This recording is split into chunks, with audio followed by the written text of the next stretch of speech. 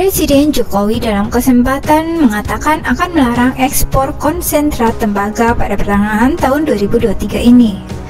Larangan ekspor ini dinilai akan merugikan Indonesia apabila hilirisasi belum jalan dan tak bisa memenuhi kebutuhan suplai di dalam negeri.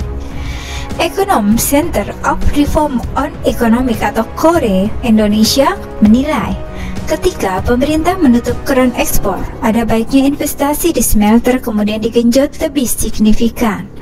Sehingga harapannya jumlah smelter menjadi bertambah dan bisa mengakomodir seluruh proses hilirisasi dari produk mineral mentah.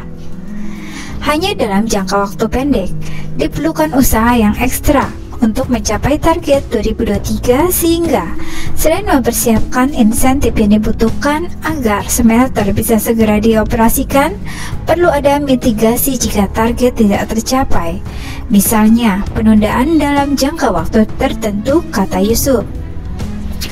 Pasalnya apabila tidak ada backup plan supply dari biji konsentrat, akan melebihi demand-nya sehingga berpotensi menurunkan harga dan merugikan. Tidak hanya bagi kinerja usaha di pertambangan, tapi juga ke pos penerimaan negara. Hal ini yang kemudian bisa didefinisikan sebagai faktor minus dari kebijakan ini jika tidak disiapkan secara matang.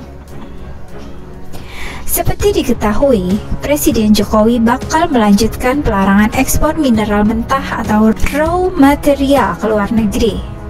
Setelah biji bauksit yang akan dilarang pada Juni 2023 ini, Jokowi mengatakan akan melarang ekspor tembaga. Indonesia kalah di WTO soal nikel, tapi Indonesia tidak akan berhenti menstop hasil tambangnya. Pertengahan tahun ini, Indonesia akan stop ekspor tembaga. Dan kita harus berani seperti itu, kata Presiden Jokowi. Walaupun digugat WTO tidak apa-apa, karena nikel kita, barang-barang kita. Mau kita gunakan dimanapun terserah kita, tegas Jokowi. Dan sekali lagi harus punya keberanian. Jangan sampai kita grogi gara-gara kita digugat di WTO. Jokowi berkomitmen melakukan hilirisasi industri dan melarang ekspor produk mineral mentah dan batu bara atau minerba yang belum dimurnikan. Kesungguhan ini diwujudkan dalam Undang-Undang Nomor 3 Tahun 2020 tentang perubahan atas Undang-Undang Nomor 4 Tahun 2009 tentang pertambangan mineral dan batu bara. Indonesia memiliki cadangan tembaga terbesar ke-7 di dunia, dan komoditas ini merupakan bahan baku penting untuk beragam industri, mulai dari infrastruktur, transportasi, alat berat, peralatan rumah tangga, elektronik, sampai otomotif. Menurut data dari Badan Pusat Statistik atau BPS, selama periode Januari hingga Oktober 2022, Indonesia sudah mengekspor biji tembaga sebanyak 2,5 juta ton dengan nilai ekspor sekitar 7,7 miliar US dollar. Selama periode tersebut, biji tembaga Indonesia paling banyak dikirim ke Jepang dan Cina, dengan volume ekspor masing-masing di atas 500.000 ton.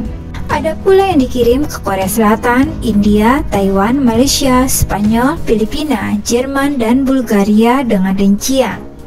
Secara keseluruhan, volume ekspor biji tembaga Indonesia per Januari hingga Oktober 2022 tumbuh 13% dan nilai ekspornya melonjak 42% dibanding perolehan sepanjang 2021. Larangan ekspor tembaga mentah diberlakukan untuk menciptakan hilirisasi dan memberikan nilai tambah lebih besar bagi perekonomian Indonesia. Lalu apa sih manfaat dari tembaga ini? Dan di mana saja daerah penghasil tembaga di Indonesia? Dalam newsletter investasi di website Kementerian Investasi atau Badan Koordinator Penanaman Modal atau BKPM, disebutkan Indonesia menempati 7 besar cadangan tembaga dunia. Selain itu, Indonesia berada pada urutan 11 untuk produksi tambang tembaga.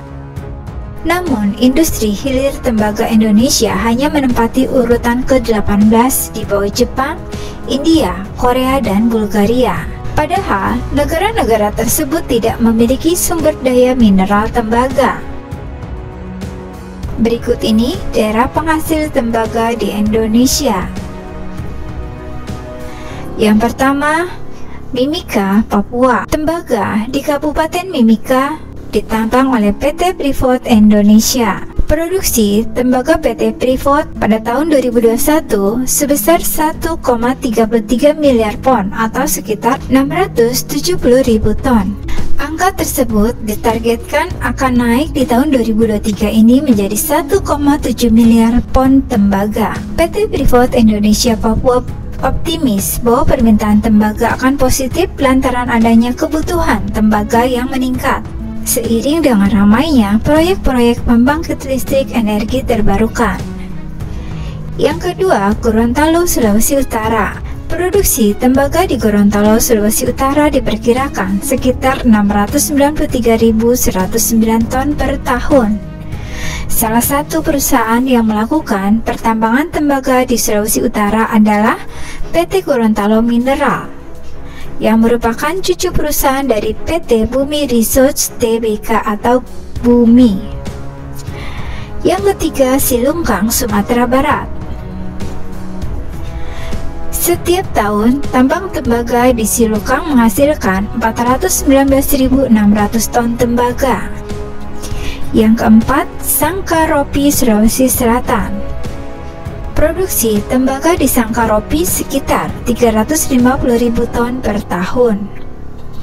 Yang kelima, Batu Hijau, Nusa Tenggara Barat.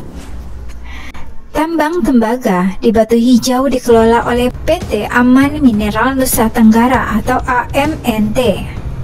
Yang keenam, Pacitan, Jawa Timur. Eksplorasi tembaga di Pacitan dilakukan oleh PT Gemilang Limpa Internusa.